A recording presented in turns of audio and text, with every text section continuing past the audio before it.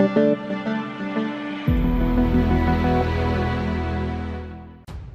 to hard reset Micromax in 2B.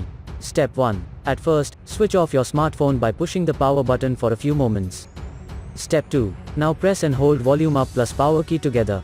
Step 3. When the menu appears, let go of all held buttons. For further detailed guide, please check the link in the description. There you will find further steps on how to hard reset your smartphone. For further detailed guide, please check the link in the description. There you will find further steps on how to hard reset your smartphone.